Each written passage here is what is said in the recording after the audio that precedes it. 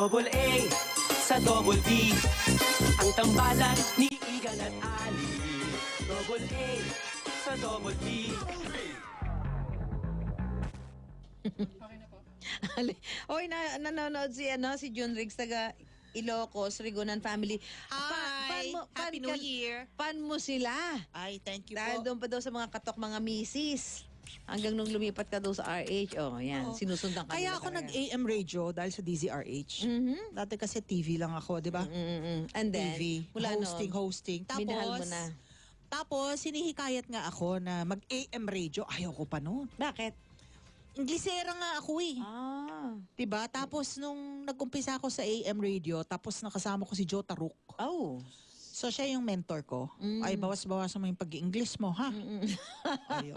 So, inaral ko na talaga mag-Tagalog, Oo. mag-Filipino. Yun. Ayun, no. Bili na ako ng mga libro Bili ni mo, alam na. Virgilio Almario. Alam mo pagka yung fan eh. No? Di mo nasundan niya yung kung... Thank you very much. Maraming salamat po. At mga loyal fan mo sila. Abro mo. Oo, Katok from mga misis RH, pa. katok Oo. mga misis. Maraming salamat po, ha? At Happy New Year sa inyong lahat. Saan sila? Ilocos. Ilocos. Taga Ilocos daw sila. Sa mga, sa Ilocos. Oo. Rigonan. Rigonan Ay, family. Ano kaya to ni Milky Rigonan? Oo nga, no, si Milky DZRH. Si Milky Rigonan. Oh. Marisol Abduraman. Marisol, sa Baguio yung mga Good yan. morning. Pakibati naman po nitong fan nyo na si ... Marisol. Pinsan daw nila June Riggs, si Milky Rigonan. Ano ba probinsya Ayun, nila si Milky. Ang Ah, galing si din Milky nun eh. Rigonan. Ang galing. O, Major Nef de Borja Jr. Kayo daw po kasi lagi ni Sir Arnold ang almusal niya. Nasa Baguio yan sila, Marisol. Grabe daw ang traffic sa Baguio. Nakatutok po siya lagi. Ano ba? Marisol Abduraman. May matutuluyan pa ba sa Baguio pagka pumunta ka ngayon? Yun nga yung report ni Marisol Abduraman na sobrang Ang traffic. tirik na daw yung ano. Pero ang sarap kasi ang ginawa, no? Malasap mo man lang yung ganitong season Ang problema, pati daw yung Ako yung mga temperatura doon. strawberry, nagmahal. Oo naman. Grabe. Alam mo naman, law of supply and demand. Lahat ng mga Pero nasa alam mo, Maynila, nasa Baguio ngayon. Gusto ko ang palengke sa Baguio. Diyos ko, nakita ko yung nagre-report si Marisol Abduraman. Ang nakita ko yung naglalakihang ulo ng broccoli sa likod. Di ba? Ang lalaki nung, at saka green na green. Ang lalaki nung Ang strawberry. broccoli at saka cauliflower, ang tinatawag dyan, cruciferous family ng mga vegetables. Magkapamilya sila, no? Kumakain tayo dapat yan kasi yan yung panglaban sa cancer. Broccoli and Broccoli. and the And cauliflower. Ayan. Tapos nakausap ko si Dr. Samuel Bernal. Oo, Kasi sabi. dati meron akong nag-i-inquire about stem cell therapy dun sa isa kong matalik na kaibigan na may cancer. Lymphoma. So inaano nga niya yung stem cell. Tapos kakain kami sa labas, di ba? Ang pinag-order niya talaga, broccoli. And Kung hindi mo cauliflower. afford ang broccoli, kasi mahal, di ba? Oh. Pechay. Oh, I love pechay. Kumain ka ng pechay. I love pechay. Yan. Pag yan ay nakalagay sa nilaga, Oo. kukuhanin Or ko na yan. ginisa lang, di Gusto ba? ko nilaga? Yung sa nilaga? Oo. O kaya sa kare-kare? Yes. Yan. Ako, I love pechay. So pag mahal ang broccoli, o pechay na lang tayo. RJ May Davao, may press ko na si Mayor Sara Duterte na nagaganap po ngayon. Makakasama natin na good morning, Ricky Bongat from RJ May Davao. Hi, Ricky. May Happy New Year. Happy New Year, Susan Ali. Kasalukuyan ngayong ginaganap ang press conference ni Davao City Mayor Inday Sara Duterte Carpio dito mismo sa loob ng City Hall ng lungsod ng Davao. Inaasahan ngayong umaga na magbibigay ng karagdagang update ang alkalde sa naganap na sunog o trahedya sa New City Commercial Center o NCC Mall MAA dito sa lungsod ng Davao. Sa kasalukuyan ay sa unang impormasyon na ibinigay ni Mayor Duterte ngayon lamang, sinabi niya na nakilala na ang isang biktima sa sunog na isa ring call center agent at isa na lang ang patuloy na hinahanap sa ngayon ng Bureau of Fire Protection at ng Sinabacam Operative na kasalukuyan pa rin hinahanap sa loob ng NCC Mall.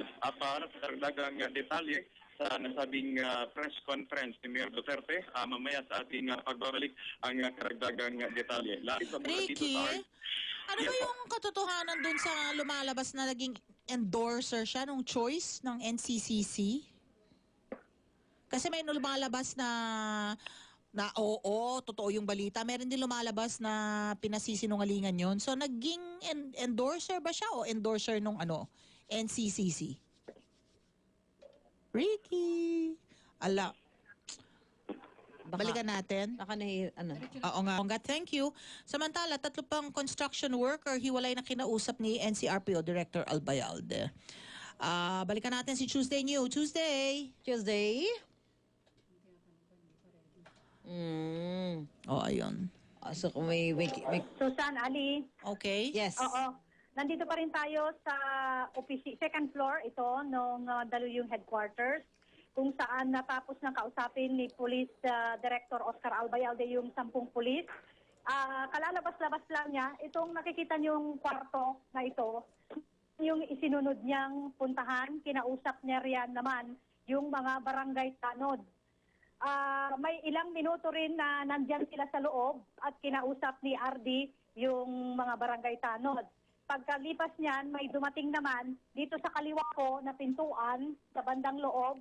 Yung 2 pinto yan, pero yung kaliwa. Diyan naman dumating yung 3 kasamahang construction workers na mga tumulong doon sa biktimang si Jonah Amboa.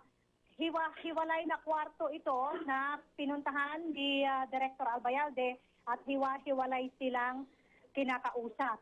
Sa ngayon, nandyan sa loob si Director Oscar Albayalde. Ang kausap naman niya ay 3 construction workers. Kasamahan ito, kung hindi ako nagkakamali, nung mga nagsugod doon sa biktimang si Jonah Amboa. So kung mapapansin natin, hindi sila magkakasama na sa loob ng kwarto na kinausap. Hiwa-hiwalay. Siguro ang gustong mangyari ni Director Albayalde, marinig muna niya yung version ng police, makuha naman yung version ng mga tanod at ngayon yung version ng construction workers.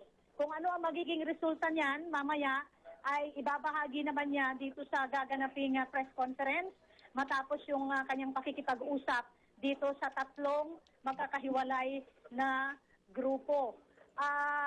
Sa mga sandaling ito, kanina, nandun sila pati si COP o yung Chief of Police ng Mandaluyong, si Police Senior Superintendent Moises Villaseran at maging itong si Eastern Police District Director, Police Chief Superintendent Reynaldo. Mayroon nakita ko kanina batay doon sa actuations at sa mga kilos nitong si Senior Superintendent Villaseran. Talagang na siya, medyo irritable siya kung kausap yung ilang mga tauhan niya dito.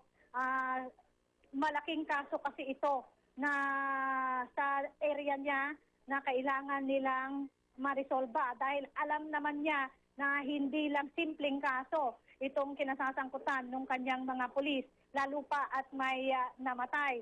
At malinaw na may nalabag sa rules of engagement ng mga pulis. Una sa lahat, ang pagkakaalam natin pagka may mga on-the-spot na police operations at mayroon kang hinahabol na suspect o kung sino pa man na inaituro na may kinalaman dun sa krimen, ang unang gagawin ay pipigilan mo muna yung mga hinahabol mo at hindi yung agad na pauulanan mo sila ng bala.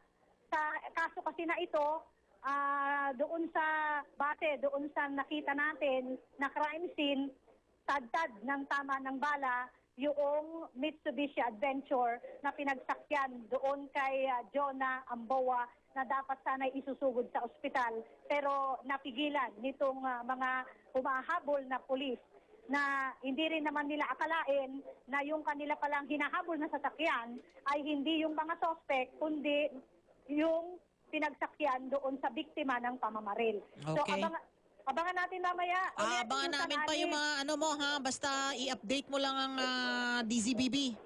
Tama. Balikan natin mamaya ulit dito pagka pinapunta na kami dito sa may conference room area. Thank you. Dito sa Mandaluyong City. Ako si Tuesday Avenue ng number 1 AM station sa Mega Manila, GMA. Super Radio, DCWD. Maraming salamat, Tuesday New. Magbabalik pa kami ni Susan. Oras natin, 10:51. Mga kapuso, gusto nyo bang makatipid sa binabayarang bill ng kuryente? Ito ang ilang kuryentipid tips. Buksan ang mga bintana at hawiin ang mga kurtina upang makapasok ang hangin sa bahay. Bunutin sa pagkakasaksak ang appliances na hindi ginagamit. Huwag iwanang nakabukas ang ilaw na hindi ginagamit. Kung bibili ng appliances, tiyaking energy efficient ito o mababa ang makukonsumong kuryente. Gumamit ng mga LED o energy efficient na bumbilya. Kung gagamitin ng aircon, itakda ang thermostat nito sa 25 degrees Celsius. Magkuryentipid na tayo, mga kapuso! Double A sa Double D. Ang tambalan ni... Hoy, batiin din Maraming natin. salamat po. Yung nag-iisang anak nito si Rachel from Comelec, si Diday. Happy Oo. birthday. Aba, Oo. Diba? Oh, ito yun na. Ano na, magpapanahon na. Thank you. Yeah, thank you, Sana Lex. Kita sinamahan tayo mo next ko year, bumigo. Next year na pala yun, Next ano? year na, tagal na, January ha? 1st. At kailangan magtrabaho tayo sa unang araw ng taon. Para buong taon para meron tayong ayoko na, trabaho. para ayoko ng New Year na hindi ka nagtatrabaho. Baka isang taong kang hindi nagtatrabaho. Diba? Start the year right? Oo. Start the year right na vibrant and energetic And energetic. and positive. Yes. Diba? Because Optimistic. life is short. Life is short. Oo. Don't And I waste say your... that because death anniversary ni Miko ngayon. Dre. Oh. December 29, 2003. when I Oy, advance lost happy him. birthday pala kay Audrey ko. 7 Audrey, years kailan old na yan? siya. Bukas! Uy, 7 years old. At si December Lala, 30. birthday niya today. Lala, happy Oy, birthday. Lala, sino pa? At saka ano ha, kung hindi na ako padala ng touch the clock. Ba't ayaw mo? Kasi pag nakuha mo na once, okay na yun, di ba? Kasi di ba ganyan niya kung ano uso-uso? Oo, di Eh, ba? ako At hoy, Connie Carag Santos. Pagbati sa inyo, Happy New Year din. Happy New- Mayan, sa lahat ng ating mga masugid na taga-subaybay, Sa sila iyo. Babek, sila Casio, Mga sila Flower taga-pakinig, Pop, sila yeah. Arlene, Sa lahat ng staff. ating katuwitan, Sa mga lahat ng staff. ating Happy kasama New dito sa Year. DZBB, sa News Desk, kayong lahat dyan, Let's sa hope GMA for News TV. better New Year. Yan. Ayan ang aking anak. Let's si hope for Miko. the best.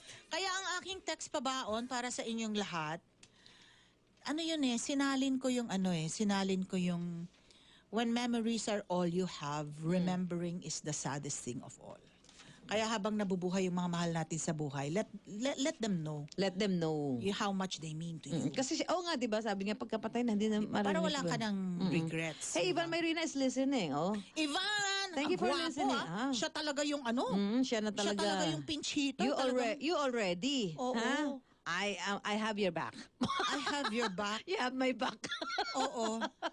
Kaya yun na. Ano lang, request lang for prayers para Yes. kay, para Mika. kay Miko. Ilan taon na ba?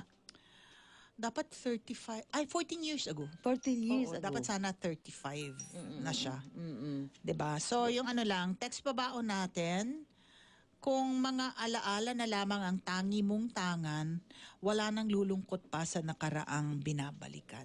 Kaya yun. Request lang for prayers for Miko. Ha? Thank you. Oh, Happy New Year! Happy New Year, everybody! Happy New Year! All the very best for 2018. Be optimistic Oh, be optimistic. and hope for the best. Di ba, Ivan? Oo. At saka let us thank God for the blessings. For all the blessings. Maraming salamat. Oo. Panginoon. Para sa iyo lahat ito. Salamat. Lagi tayo, be thankful for whatever na kung ano man yung meron na tatanggap Meron natin. Kasi tayo. yung iba dyan, wala. Always remember, don't ever forget, God is so good. God is great all the time. I guess.